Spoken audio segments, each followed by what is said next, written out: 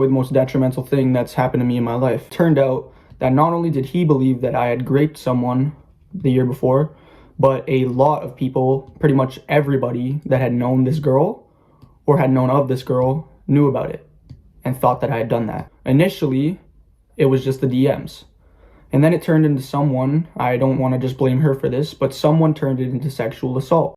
Immense anger about even being in this whole situation. So the whole thing was frustrating, gaslighting, anxiety inducing. It was just fucking terrible. And I'm sure it was terrible for the accuser as well.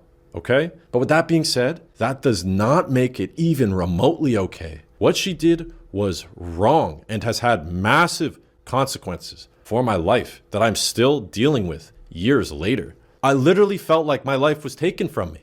And even on that day, seeing my girlfriend, my friends, my family collapse to the floor, bawling their eyes out. This pain was, and still is, truly indescribable.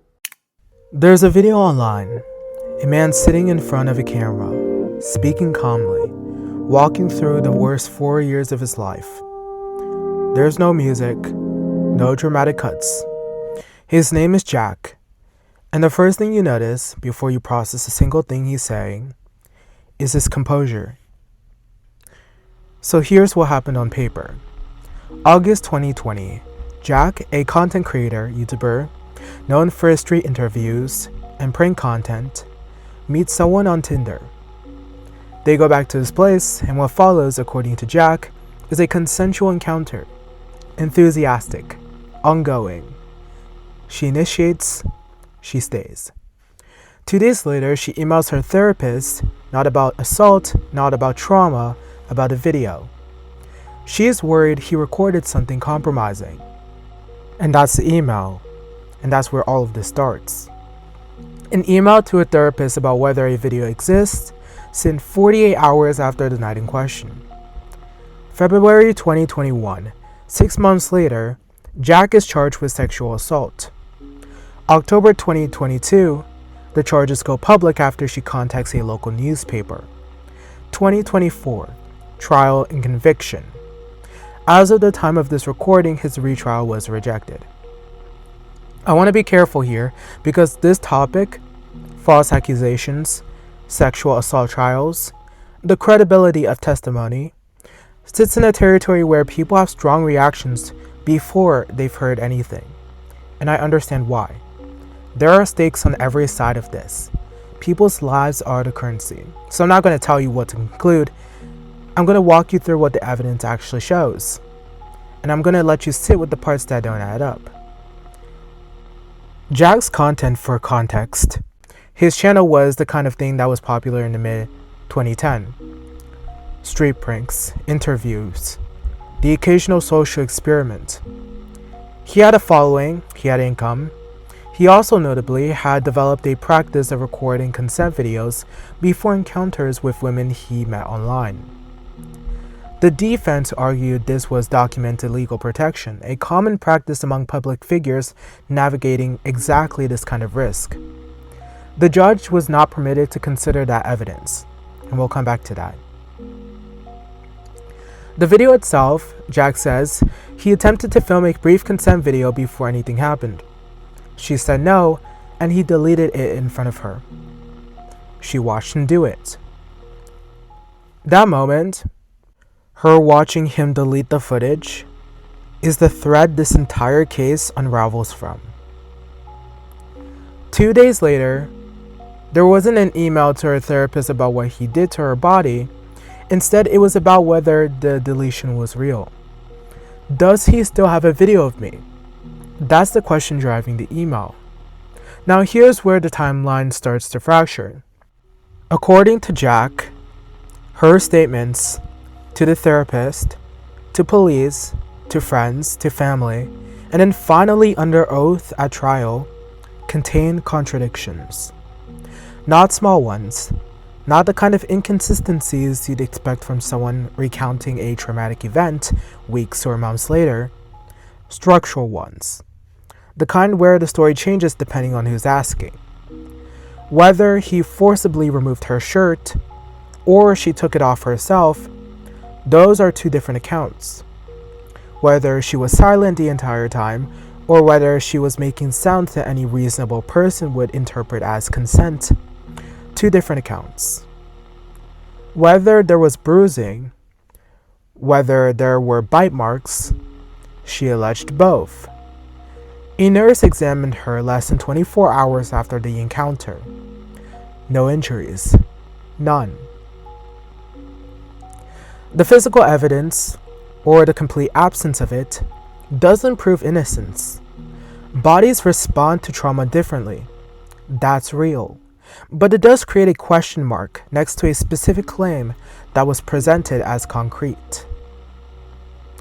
The therapist's role in this is worth examining separately. She received information from the accuser. She formed a strong opinion, labeling Jack, in her own words, a predator. That opinion then circulated back through the accuser's social network. Friends, family, people who might otherwise have pushed back or asked questions. The therapist wasn't lying. She was responding to what she was told. But what she was told contained the same inconsistencies, according to Jack, that would later appear in court testimony. The narrative had already calcified by the time it reached a legal setting. I want to pause on something that doesn't get discussed in these cases. There is a moment, somewhere in between the initial disclosure and the formal complaint, where a story becomes load-bearing, where enough people have heard it, believed it, repeated it, that the person at the center of it can no longer walk it back even if they wanted to. The social infrastructure of the accusation becomes its own kind of evidence. Jack lost his channels, his income.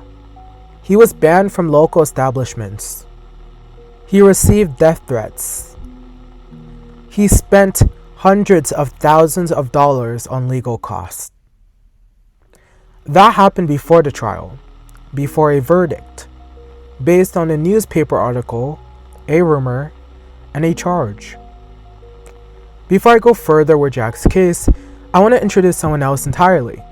Ethan, a 14-year-old boy, and a rumor that almost killed him. He was in grade 9. It was his first relationship. The way first relationships go, too fast, too earnest.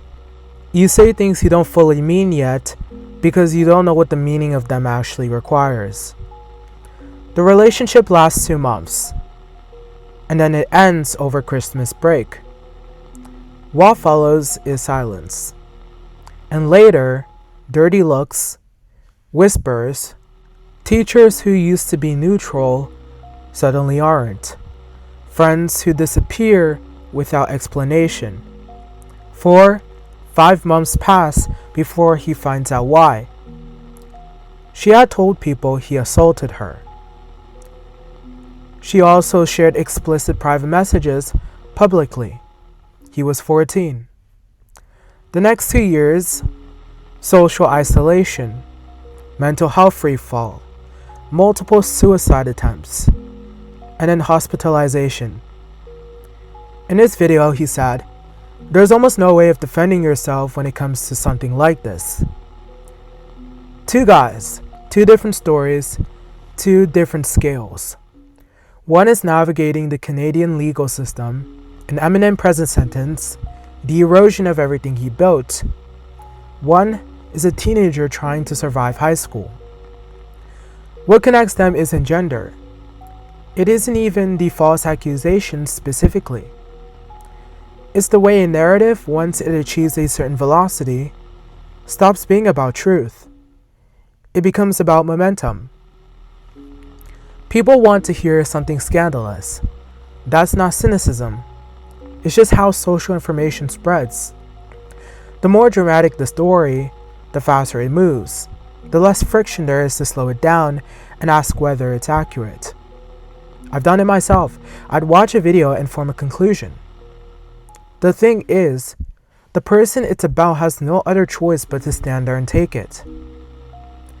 Canadian law, for context, Bill C-51, the Ghomeshi rules, They are legal reforms put in place after a high-profile acquittal that felt, to many people, like a failure of the system to protect survivors.